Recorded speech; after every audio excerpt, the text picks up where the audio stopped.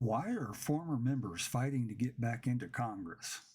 At a moment when Congress is bleeding members, with retirements, resignations, and exits stacking up, a different trend is emerging beneath the headlines. Former lawmakers are lining up to return. These aren't newcomers and they're not outsiders. They're people who've already lived inside the machine, walked away from it, and now want back in.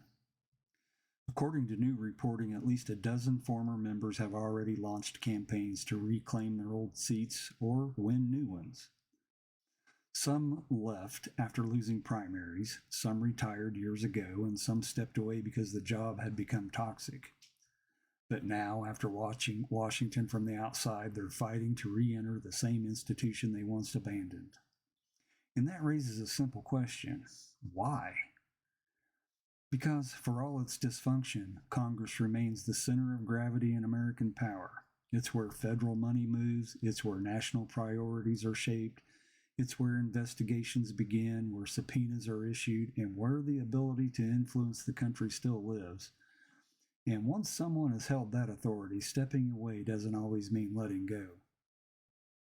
There's also the reality of the experience. Voters are frustrated with chaos, and former members can campaign on the idea that they already know how the system works, that they could navigate the committees, the rules, the negotiations, the procedural traps that swallow first-term lawmakers whole. Now, whether that's true is another debate, but it's a compelling pitch in a year defined by exhaustion. And then there's the gravitational pull of Washington itself. The networks, the donors, the staff, the lobbyists, the media ecosystem. It creates a world that's hard to replicate anywhere else.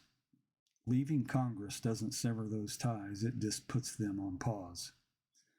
But there's a deeper layer here. The institution is hollowing out. With more than 50 current members announcing they won't seek re-election, the next Congress could be one of the least experienced in modern history. And into that vacuum steps the people who already know the terrain. So while the headlines focus on who's leaving, the real story may be on who's trying to return and what that says about the state of American power. Dispatches continue at 3.